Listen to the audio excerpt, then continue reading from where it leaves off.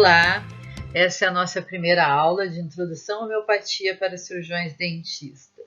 Eu sou a professora Valquíria Matheus, sou homeopata do Departamento de Odontologia Social e Preventiva e venho, então, junto com vocês, iniciar essa etapa diferente da disciplina, depois de mais de 15 anos apresentando ela sempre presencial. A gente vai tentar, a cada aula, melhorar um pouquinho para vocês. E essa aula de hoje é só uma introdução, é para que a gente entenda um pouquinho o que seria a homeopatia, quais seriam os seus princípios, e depois a gente vai aprofundando dentro da odontologia a filosofia e todas os conceitos importantes que a homeopatia traz para a gente. Tenho certeza que vocês vão gostar bastante. Bom, sejam todos muito bem-vindos ao estudo. Nós estamos vivendo um momento único e novo, no planeta, para o qual nós não estávamos preparados. Esperamos que depois dessa pandemia todos nós sejamos mais fortes, mais sábios, mais fraternos, Então, eu convido vocês a aprender juntos. Nós aqui, então, estamos aconselhando que vocês estejam sempre com os fones de ouvido, com o áudio ligado, para que vocês possam escutar também as explicações da professora. Vamos lá. Como que a gente vai fazer nesse semestre tão diferente? As nossas aulas elas vão ser assíncronas, nós fizemos a opção nesse primeiro momento, por aulas em que vocês possam ter acesso em qualquer momento. Vamos ter alguns textos explicativos em PDF. A gente aconselha que sempre se coloque o áudio durante a execução dos PowerPoints, para que vocês possam escutar as explicações, Vamos disponibilizar em alguns momentos referências bibliográficas de algumas videoaulas, como por exemplo do YouTube. Vamos ter algumas tarefas que vão ser realizadas com apoio bibliográfico. As dúvidas serão esclarecidas através do fórum ou do chat, com perguntas e respostas. E haverá apresentação de resumos, pelos alunos, para discutir alguns temas e que vai ser a nossa forma de avaliar e dar a nota para vocês no final do período. Bom, para a gente falar um pouquinho sobre homeopatia, nós vamos falar um pouco sobre o seu criador, que foi Samuel Hahnemann. A gente vai parar para pensar um pouquinho quem foi Samuel Hahnemann,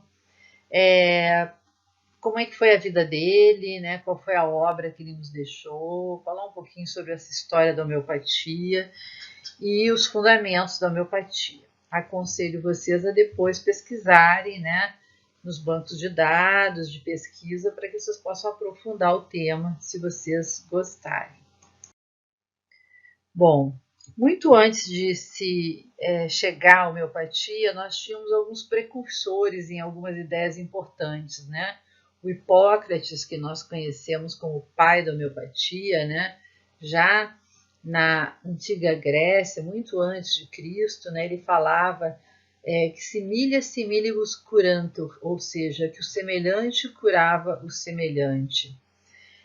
Nós vamos entender isso logo a seguir. Paracelso, já em 1400, entre 1400 e 1500, ele desenvolveu uma chamada teoria das assinaturas, que é muito interessante, onde ele achava que Deus teria deixado uma assinatura na sua obra, na natureza, onde de alguma forma tinha algo que nos indicasse para que serviria aquela obra da sua criação. Então, de acordo com o formato, com as cores, a gente chega numa planta e imagina para que vai servir. Bom, só bem depois é que Hahnemann, já em 1755 a 1843, que foi quando ele viveu, ele foi nomear a homeopatia a partir do grego. Homoios quer dizer semelhante, patos, todo mundo já sabe da patologia, que é aquilo que a gente sofre, moléstia, doença, então é baseado no semelhante à doença, avaliada da forma como é semelhante, como que você aproxima-se dos sintomas, né, daquela doença, de forma a buscar, então, uma forma de tratar. A originalidade de Hahnemann foi que ele sistematizou a hipótese, ele comprovou por meio de um extenso trabalho experimental, ele foi o primeiro cobaia dele mesmo, né? E depois ele foi tendo seus discípulos que se predispuseram a serem testados, experimentarem também as medicações, e assim ele foi fazendo um trabalho experimental muito extenso, muito grande, muito bonito. Enquanto Paracelso observava a aparência física das plantas, já Hahnemann pensava assim, é preciso conhecer o efeito que causa cada elemento que nós introduzimos no nosso organismo. Então ele queria saber que sintoma é produzido por uma substância antes de usar aquela substância de uma forma empírica como um tratamento médico. Bom, o Paracelso, né, falava da teoria das assinaturas. Então, só para que vocês possam visualizar, né, então a gente vê aqui a noz, né, com um formato que lembra a calota, né, cerebral. E aí a gente vai entender, mas realmente nozes tem selênio, faz bem para a memória, para o cérebro. E assim ele raciocinava. Então ele achava que, por exemplo, o formato de um abacate, que lembra a forma de um útero, então um figo, que lembrava um espermatozoide, e assim por diante, vários alimentos, né, que ele denotava com semelhança de algum órgão físico ou algum sistema. Então, de acordo com aquela semelhança, ele chegava à conclusão que aquele alimento poderia ser bom para tratar aquele órgão específico, né? Então, não há uma comprovação científica, foi uma intuição que ele teve. Já depois Hahnemann, já preocupado sim com os sintomas causados pelos alimentos, pelos medicamentos, e não só pela aparência física das plantas, como era o caso de Paracelso. E daí está o Samuel Hahnemann, que é um alemão, né? Ele nasceu em Melsung, na Alemanha, no dia 10 de abril de 1755. Quem gosta de astrologia, né? Ele era um ariano mesmo. Áries, que era um signo que geralmente dizem que são de grandes inovadores, né? Quem entende, eu não entendo muito, mas é só uma parte. Na verdade, ele nasceu na Alemanha, ele era inteligentíssimo, um avatar, ele era médico, formado em medicina e em química. E ele, além do mais, ele conhecia várias línguas, então ele era um poliglota, era daqueles gênios que aparecem de vez em quando na humanidade para alavancar, né, o nosso progresso intelectual. E ele tinha uma clientela muito grande, gozava de uma certa prosperidade. Mas na vida dele ele passou por alguns sofrimentos, né? Ele achava que a medicina que ele praticava, que se praticava naquela época, fazia sofrer os doentes. As pessoas sofriam muito. Naquela época, se você tivesse a pressão alta, se fazia uma sangria, se fazia um corte para que a pessoa sangrasse. Se ela estivesse um pouco intoxicada, ela sofria lavagens intestinais, ela tinha que tomar coisas que fizessem vomitar e assim por diante. Então, ela usava sanguessugas também, coladas na pele para, né, puxar. Então, era muito dolorido e não havia uma comprovação. Muitas vezes ele percebia que aquilo tratava os sintomas, mas não curava. E ele foi se decepcionando com essa medicina, ele achava não é possível ser médico e ficar vivendo, né, de empirismo. E ele passou por uma grande decepção quando ele tentou tratar um grande amigo, alguém que ele amava muito, um amigo muito próximo, né, que ele gostava como um irmão, e que ele não conseguiu, com aquela medicina que se praticava até então, salvar a vida desse amigo. E esse amigo morreu nos braços dele, segundo dizem, e aí ele realmente se decepcionou de tal forma que ele resolveu abandonar a medicina. Ele queria uma lei que fosse racional de cura, né? Ele compreendia já naquela época que era preciso se conhecer os efeitos das substâncias medicamentosas no organismo humano antes de prescrevê-las e não sair fazendo experiências, né, de qualquer forma. Então, ele não queria praticar uma medicina empírica, ele se decepcionou e ele disse que não compactuaria mais com essa medicina. Bom, só que ele precisava viver, ele era casado, tinha filhos, né? E aquela clientela toda que o fazia prosperar já não era mais possível, já que ele não queria mais ser médico, né? Então ele tinha que viver de alguma coisa, como ele sabia muitas línguas, né? Ele resolveu fazer o seu sustento através de trabalhos de tradução. E aí é que aconteceu um clique muito grande, que ele se questionou. Em 1790, ele traduziu uma matéria médica, né, algo onde algum estudioso de medicina descreve algum medicamento.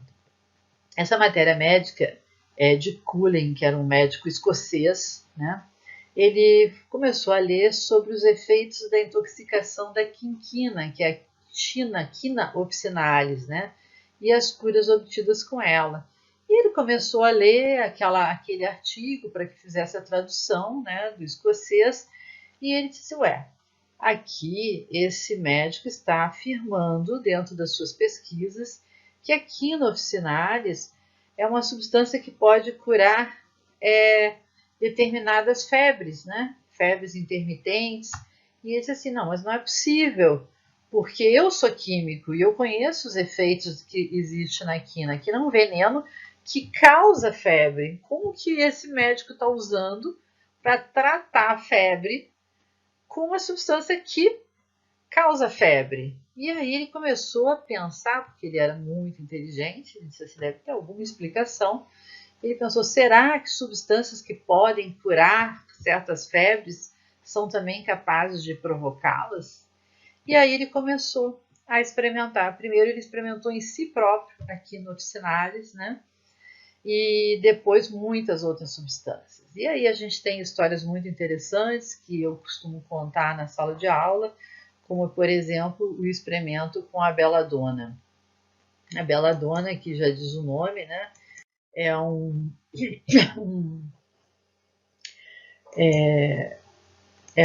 a beladona é uma substância que era usada pelas mulheres da corte, né, nas festas, e o nome vem disso, né, belladonna, porque causava uma tríade inflamatória, né, rubor, calor, né, e a pessoa ficava com as pupilas dilatadas, com as bochechas rosadas, e obviamente dessa forma se sentiam mais sedutoras. Então chamavam-as belladonna por causa disso, era o apelido, né, dessa planta, né, que era o ópio, e as mulheres usavam para isso. Ele pesquisou então e ele disse assim, bom, se ela causa essa tríade, que na verdade é inflamatória, é porque talvez em casos em que as pessoas tenham inflamações, ela possa curar.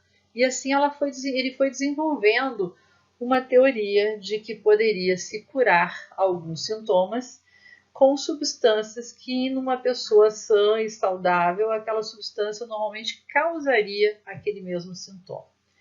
E ele discordava, concordava do que ele pesquisava, foi experimentando, postulando, e percebe ao administrar o semelhante, né, ou seja, algo semelhante, né, ao sintoma, que havia às vezes uma agravação e depois melhorava. Ele notava que a pessoa primeiro ela meio que se intoxicava com aquela substância, né? E aí ele disse assim, não, vou ter que diminuir a dose. E ele começa então a diluir as suas matérias, né, que ele usava, né? E vai usando doses das suas medicações cada vez menores, até um ponto em que ele vai chegar naquilo que se chama imaterial ou infinitesimal, que seriam as doses mínimas, que é um dos fundamentos da homeopatia. Tanto é que muita gente diz, a homeopatia não funciona porque já foi tão diluído que não tem mais nada ali. Realmente, se a gente for considerar, né, as dinamizações e as diluições, a maior parte dos medicamentos estão abaixo do número de Avogadro, né? Portanto, não há mais peso molecular. E não são os instrumentos de peso normal que vão mostrar que existe ali a medicação. O remédio de homeopatia, a medicação, ela é uma energia medicamentosa, ela é medida em energia quântica e não em quantidade de medicação. Então, quando a gente fala, por exemplo, de uma dipirona, a gente pode dizer que um vidrinho tem ali 20 ml de dipirona. Já na homeopatia, se a gente for usar uma beladona, a gente não vai ter 20 ml de beladona. A gente vai ter 20 ml, que é o veículo, né? Vai ser um álcool, alguma solução, poderia ser em gramas, se fosse feito em glóbulos, em tabletes, que é apenas o veículo que é pesado. Mas ali vamos ter a beladona em determinada dinamização, ou seja, em alguma potência medicamentosa. Então é bem diferente. Bom, outra coisa que ele foi observando é que quando agitava energicamente, né, cada diluição, os medicamentos funcionavam mais. Bom, o que acontece com o Hahnemann? À medida que ele ia experimentando essas medicações, ele percebia que esses remédios estavam começando a funcionar. E ele vai voltando, então, a ser médico de novo, porque ele passa a ter um objetivo, né? Ele começa a ver que ele pode sim ajudar as pessoas de uma forma que não faz sofrer. E de repente contam, né? Alguns dizem que é lenda, mas existem vários relatos de que ele começa a observar que quando ele atende algumas pessoas longe da cidade, né? Ou na área rural, ele observa que o tratamento, a cura se dá de uma forma mais suave e que perdura por muito maior tempo o estado de saúde daqueles pacientes que ele trata na zona rural.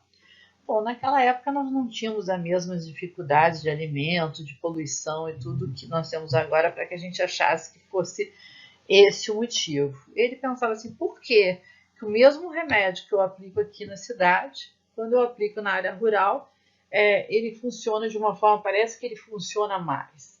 E ele ficava pensando qual era a diferença que tinha se o vidrinho era o mesmo. Bom, acontece que ele ia no lombo do cavalo e, portanto, o remédio era chacoalhado, ele ia sendo sacudido, né?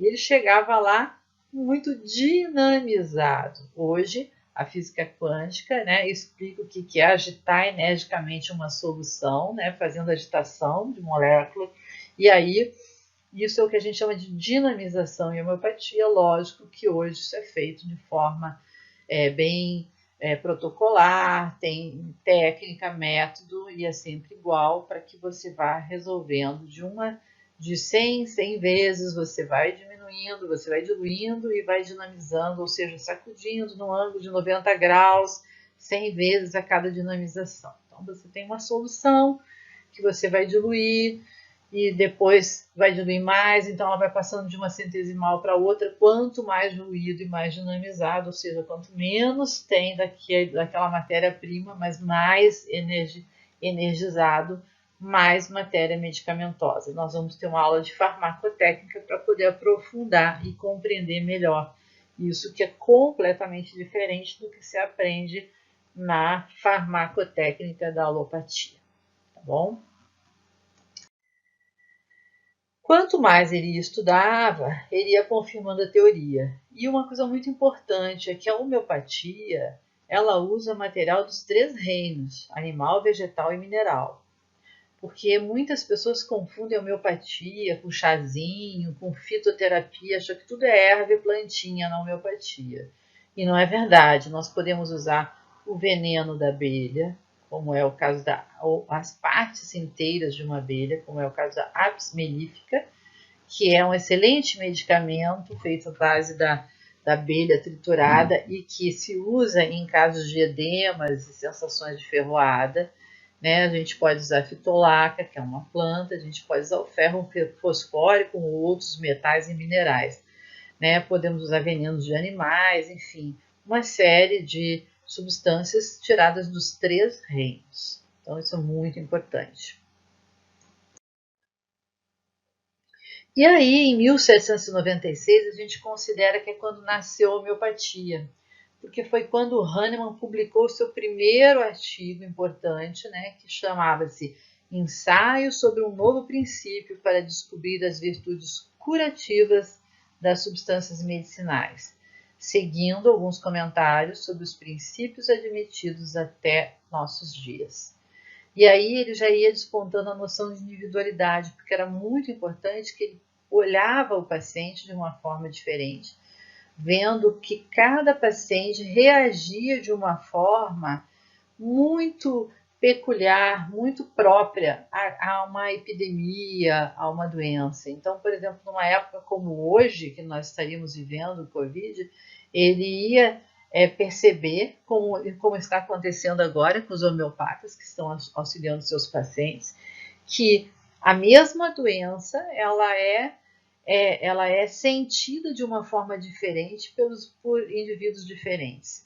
Então, conforme as sensações que cada um vai descrever, as medicações vão ser dadas de uma forma diferente também. Então, um sente de um jeito, outro sente de outro, e, portanto, a semelhança, né, que a gente busca nos medicamentos vai ser diferente. Portanto, o que um vai curar com Rusvomic, outro vai usar com Brione, outro vai usar Ruta e assim por diante. Bom, isso aqui é só um histórico, né, para que vocês possam ver. Ele, então, em 1796, ele faz essa publicação. Em 1806, ele já começa a indicar, né, botando as indicações sobre o uso homeopático de vários medicamentos. Em 1810 é importantíssimo porque ele lança o Organon da Arte de Curar, que é um livro bastante importante, onde tem toda a doutrina homeopática, tudo que há de mais importante dentro da homeopatia, e é um livro todo escrito em parágrafos, né?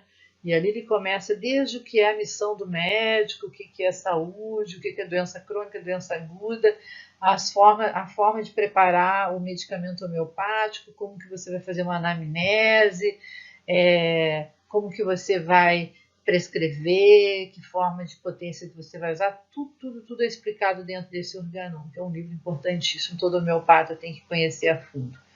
Depois ele vai publicando o primeiro volume de matéria médica pura, onde ele vai relacionando os medicamentos que ele testa, né? O segundo volume, até chegar no sexto. Sempre sofreu duras críticas, até hoje a gente sofre, os homeopatas, né? Existe muito preconceito. Ele lançou também o Tratado de Doenças Crônicas, que é uma prescrição baseada em sintomas da vida pregressa. E aí é muito interessante porque ele começa a olhar como que é o histórico de cada paciente, de cada indivíduo, e ele vê como que cada pessoa costuma reagir ao longo da sua vida, em cada vez que ela se desequilibra, cada vez que ela adoece. E em cima disso, ele entende que às vezes aquilo que a gente trata como uma doença é só um sintoma agudo de uma doença crônica subjacente, de algo muito mais profundo na forma de adoecer do indivíduo.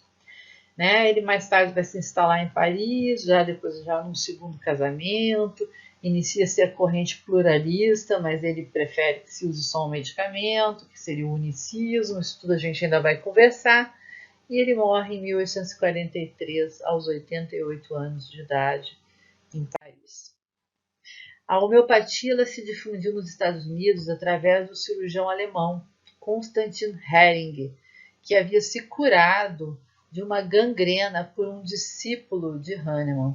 Então ele já estava, como a gente fala assim, sem esperanças, né? E aí um discípulo que estudava com Hahnemann, ele resolveu tratá-lo, ele aceitou, já estava sem esperança mesmo, né? E aí ele se curou de uma gangrena. E daí ele ficou encantado, foi estudar e acabou sendo um dos grandes difusores, né? Aqueles que difundem, enfim, estou falando errado, mas enfim, né? Que difundiu nos Estados Unidos inteiro a homeopatia. Kent, homeopata americano, influenciou a escola unicista, né? Já faz parte desse grupo que acha que a gente deve prescrever um único medicamento que cubra a maior parte dos sintomas. Então vamos lá. Atrapalhei aqui para falar. Os princípios básicos da homeopatia, isso é muito importante. Primeiro, Quando Hahnemann começou a experimentar as medicações, os medicamentos, ele fazia sempre no homem são. Por que no homem? Porque o homem tem condições de verbalizar o que sente quando faz um experimento, quando ele é, vamos chamar de cobaia, né? Essa palavra não é mais usada. Naquela época não tínhamos os códigos, né? As legislações éticas que nós temos, os comitês, mas, enfim, as pessoas eram os experimentados, né? Que serviam como voluntários, tinham que ser homem ou mulheres, aqui apenas para dizer que tem que ser alguém que possa verbalizar, então não pode ser um animal, né?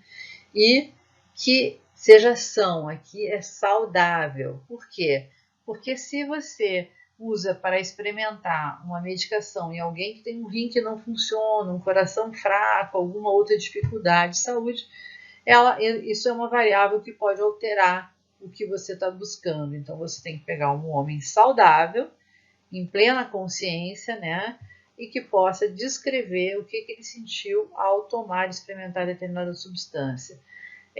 A semelhança, que é a similitude, né, que é quando você individualiza o paciente com a totalidade dos sintomas, né? Você pega aquele paciente e você busca o máximo de informações numa anamnese para então individualizá-lo. Assim, esse paciente ele sente assim, assim, assim, assim, tudo isso você vai chegar a algo mais semelhante, né, em termos de medicações. As doses mínimas infinitesimais, né, que vai diluindo em água, leite, pó, e a gente vai estudar isso depois, né, medicamento dinamizado através de sucções, né, que são as sacudidas, e uma das outras dos princípios básicos é que, obviamente, para conhecer os efeitos de um medicamento, ele testava sempre um medicamento de cada vez, um medicamento único, porque se ele usasse vários medicamentos ao mesmo tempo, você não poderia saber qual sintoma é de qual medicamento. Então, assim, ele foi pesquisando através desses princípios, né? E simillimum é uma palavra muito usada em homeopatia, que é quando a gente quer dizer que é o mais semelhante. Então, às vezes a gente diz assim, o meu simillimum em homeopatia é Lycopodium, por exemplo. Lycopodium clavatum é o nome de um medicamento homeopático. Isso significa que eu tenho, por maioria dos meus sintomas, de minha forma de adoecer, do meu jeito de ser, né, características desse medicamento. Então, como esse medicamento é o mais semelhante na minha forma de agir e reagir, então eu diria que o Lycopodium clavatum é o meu simillimum. Só como exemplo, na verdade, no meu caso não é. Então, uma substância que pode provocar no indivíduo saudável um certo número de sintomas vai combater esses mesmos sintomas se for diluído em dose infinitesimal e dinamizada. Então, um paciente que apresenta um quadro clínico análogo, ou seja, semelhante à patogenia de uma substância, poderá ser curado por essa substância. O que é patogenia de uma substância? Patogenia de uma substância é a descrição de tudo que aquela pessoa que experimentou, né, dos que foram voluntários lá, experimentaram uma substância X, como foi o caso da beladona, e descrevem todos os sintomas. Esses sintomas são a patogenia dessa substância. Vamos lá. É bem diferente a gente dar aula sem poder estar junto com vocês, mas esse quadro é um quadro importantíssimo. Quem não entender esse quadro não consegue entender a homeopatia. Então, vamos lá. Aqui a gente vai falar por que a homeopatia fala em semelhança. Veja bem, aqui nós temos um quadro, vamos imaginar, né, com uma causa, ou seja, uma etiologia, que causa determinados sintomas. Então, a gente tem, por exemplo, uma pessoa que por uma causa específica, ela fez um quadro de sintomas de uma gastrite, de queimação, azia, né? Todos aqueles sintomas ligados a um quadro de gastrite mesmo, né? Então, qual foi a causa? Pode ter sido um micro-organismo, pode ter sido uma gastrite nervosa, pode ter sido hábitos alimentares incorretos, né? Então, houve uma causa específica, uma etiologia, para que essa pessoa tivesse um quadro de sintomas. Que quadro de sintomas são esses? Queimação no estômago, azia, refluxo, dor no estômago, então tem aqui todos os sintomas. E aí nós temos um quadro clínico onde uma pessoa está doente. Bom, acontece que lá, naqueles pessoas que foram os experimentados, né, os voluntários de Hahnemann, certa feita ele experimentou uma substância Y. Essa substância Y, por exemplo, poderia ser o arsênico album.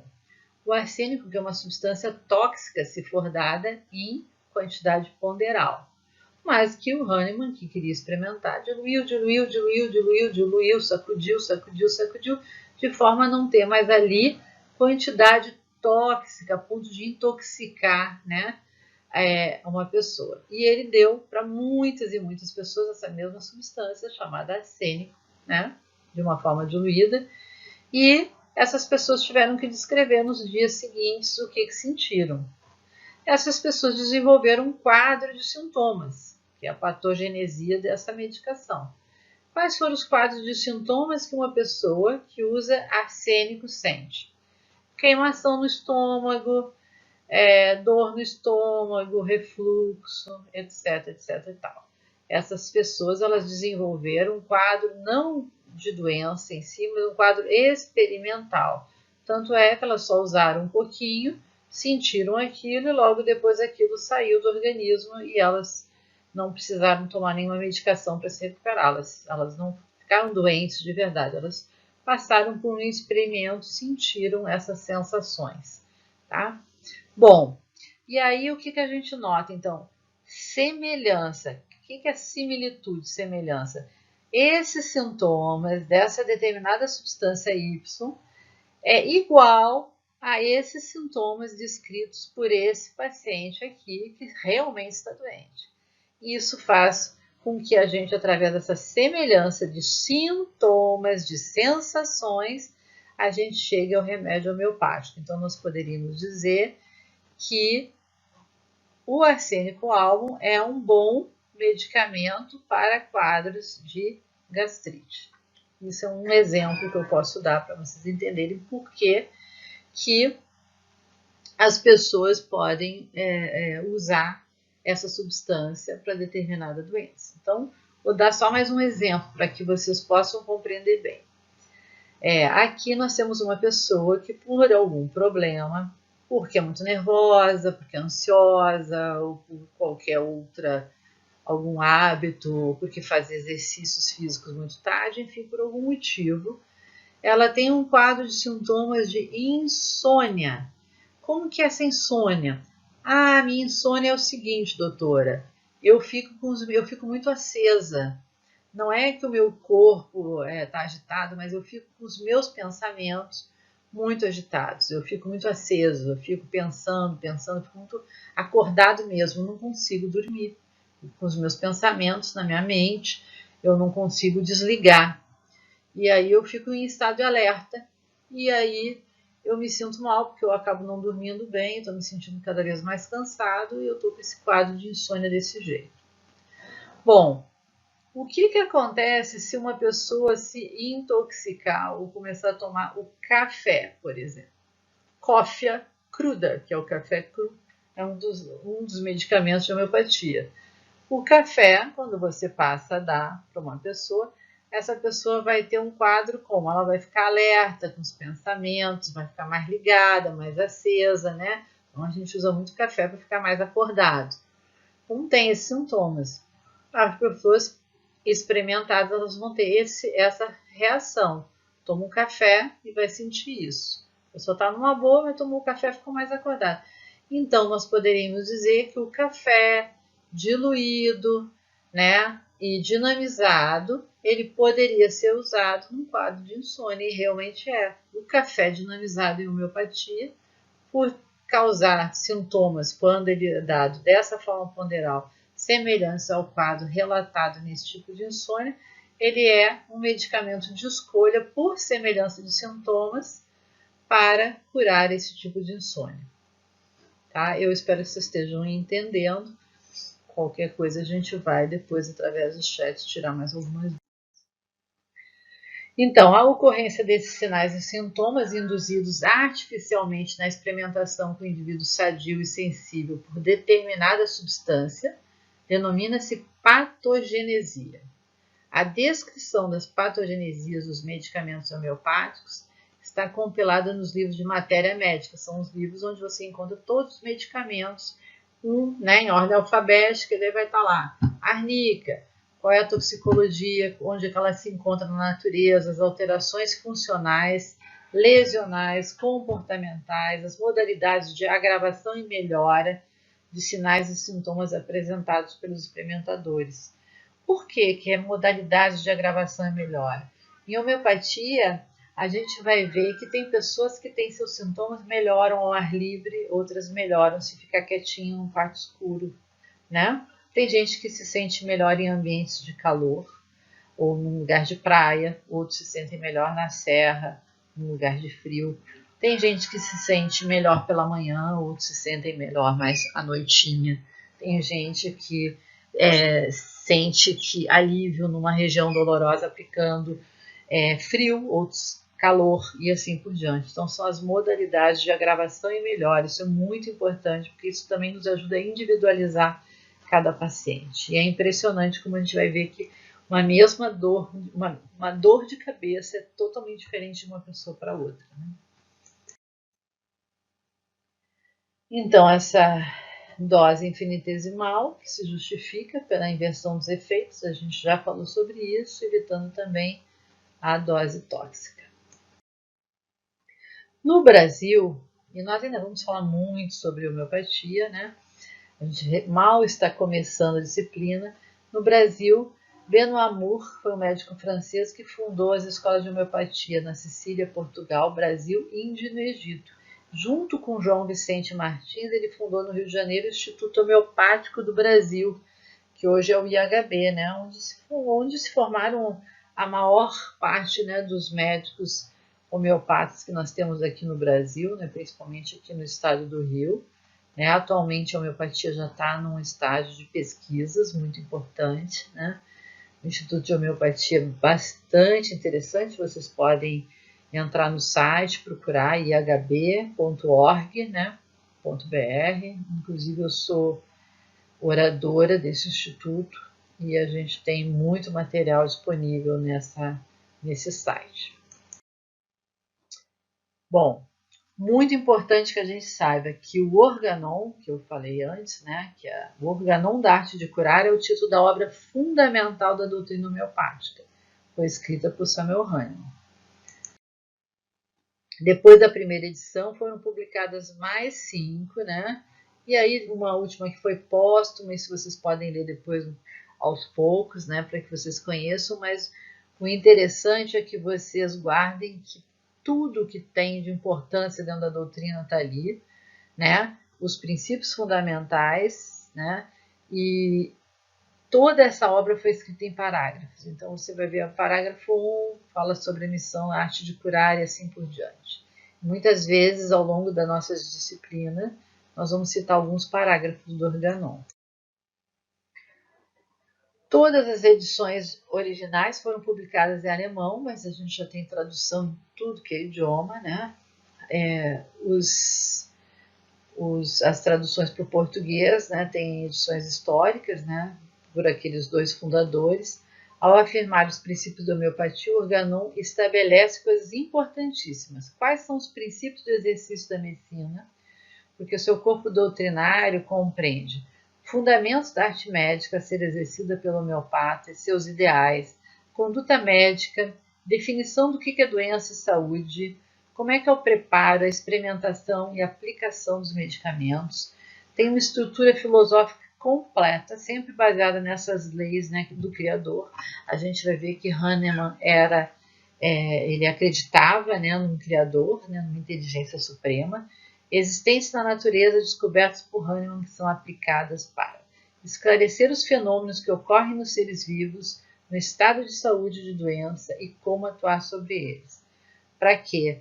Para que o ser retorne naturalmente ao seu estado de equilíbrio, de harmonia e de plenitude, isto é, de saúde, para que possa cumprir com os altos fins que a existência lhe destina. Então, Hahnemann acha que nosso corpo físico ele tem que ter saúde para que nós possamos, a nossa alma, que habita o nosso corpo físico, possa se expressar plenamente através, né, desse organismo, né, desse complexo orgânico que saudável vai nos facilitar. É um tratado completo sobre muitas coisas. Ensina como que você vai abordar o paciente, como você faz para coletar os sintomas atuais, a história biopatográfica desse paciente. No Organon você vai aprender a identificar o que é uma doença aguda, o que é uma doença crônica, quando que é epidêmica, as manifestações súbitas de uma doença crônica, porque às vezes o que a gente acha que é uma doença, aquilo é só um sintoma agudo de uma doença crônica, né? As heranças genéticas, vai falar sobre alterações de saúde, sobre como abordar doenças mentais. O que você pode esperar num paciente incurável, né? A homeopatia não faz milagre, às vezes uma determinada patologia, o paciente está num estágio que é incurável, mas o que você pode esperar da homeopatia? Ela pode favorecer, ela pode auxiliar. Enfim, é um livro sobre arte médica que considera humanitariamente a causalidade individual das enfermidades, para compreender que cada um tem seu modo de enfermar. Então, cada um é diferente, as pessoas não são todas iguais, né? Cada um tem que ter o seu próprio protocolo terapêutico. Então, gente, dentro da homeopatia, se vocês que estão me ouvindo estiverem com febre, por exemplo, não vou passar como homeopata paracetamol para todos. Alguns de vocês eu vou passar Nusômica, para outros eu vou passar Beladona, para outros eu vou passar Licopodium, para outros eu vou passar Pulsatila, de acordo com o que cada um de vocês vai relatar, né, se fosse meu paciente, né, sobre a forma como vocês adoecem e sentem o mal-estar em vocês.